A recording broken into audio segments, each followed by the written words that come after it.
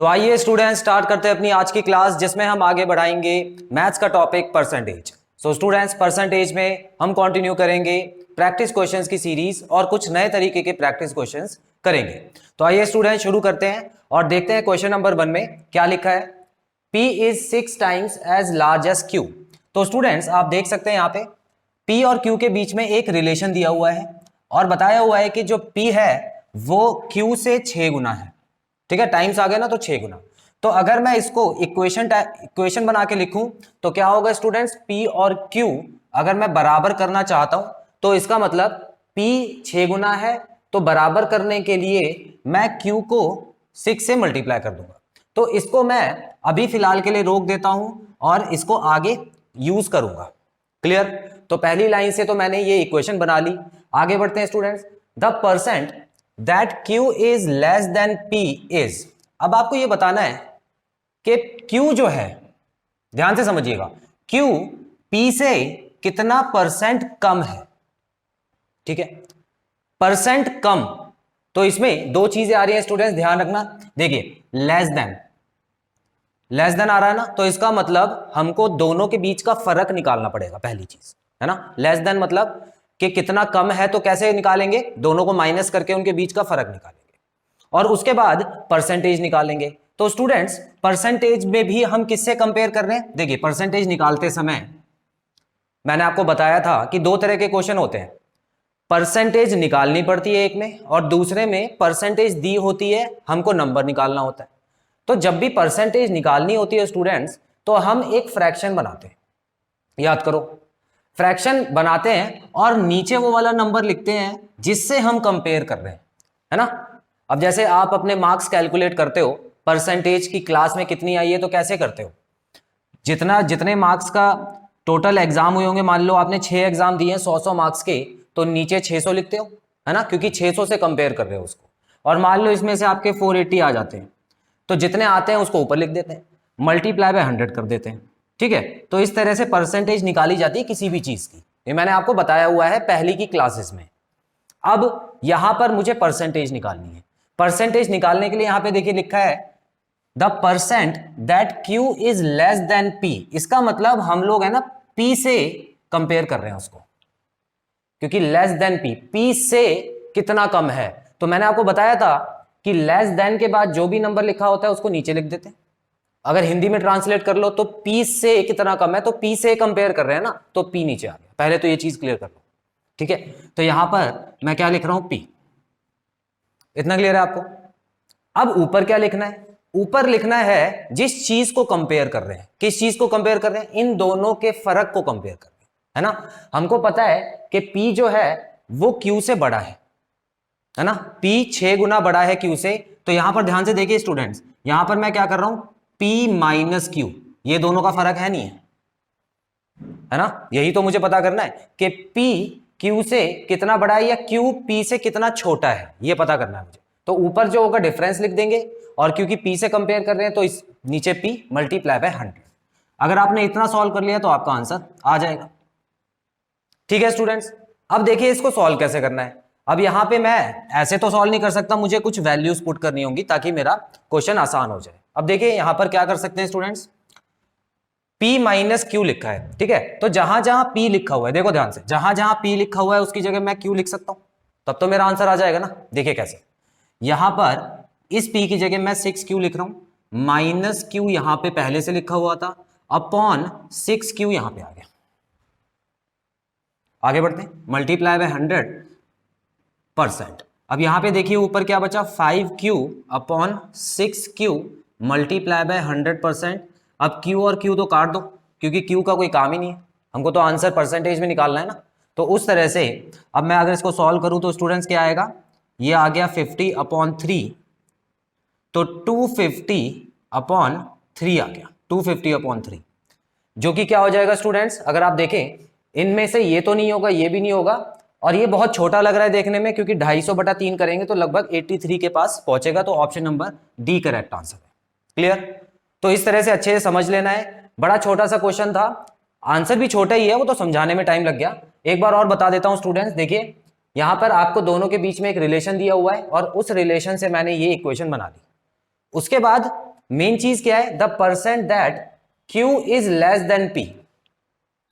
ठीक है, तो इसका मतलब पहले तो P से कंपेयर करना है, तो नीचे आ गया P, और किसको कंपेयर करना है, दोनों के डिफरेंस को। ठीक है, मान लेते हैं इस क्वेश्चन में लिखा होता है कि Q को कंपेयर करो P से, सिर्फ Q को, डिफरेंस नहीं, सिर्फ Q को कंपेयर करो, तो यहां पे Q लिख देते हो बस। जिस चीज को कंपेयर कर रहे हैं उस चीज को ऊपर, और जिस चीज से कंपेयर कर रहे हैं उस चीज को नीचे। ठीक है, तो यहां पर इस चीज को कंपेयर करना है, दोनों के फर्क को, तो इसीलिए यहां पर ये लिखा है और नीचे P लिखा है, मल्टीप्लाई बाय 100%, सॉल्व करके आंसर आ गया। क्लियर, स्क्रीनशॉट लीजिए, फिर अगला क्वेश्चन।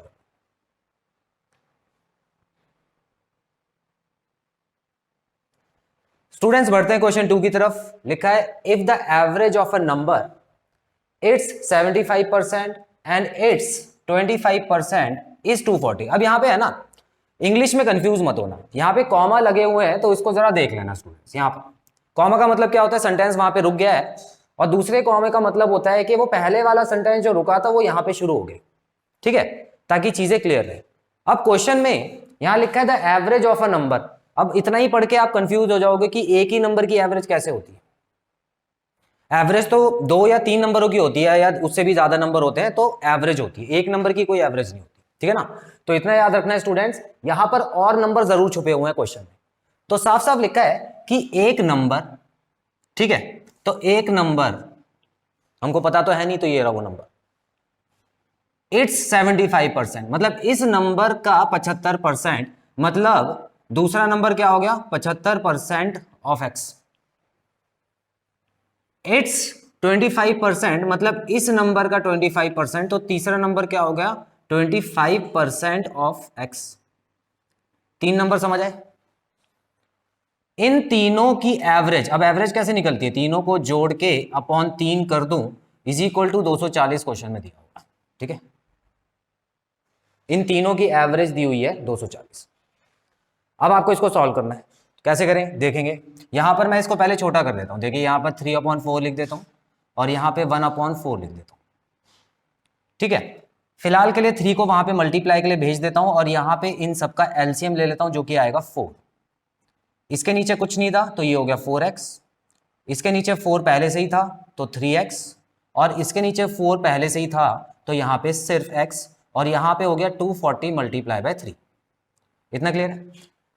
अब यहाँ पर आप देख सकते हैं, यहाँ पर इन सबको प्लस करने के बाद क्या आ जाएगा, 8 आएगा। आएगा नहीं आएगा, तो मैं क्या करता हूँ, यहाँ पर 8 जो आया उसको 4 से काट देता हूँ, तो यहाँ पर बचा 2x।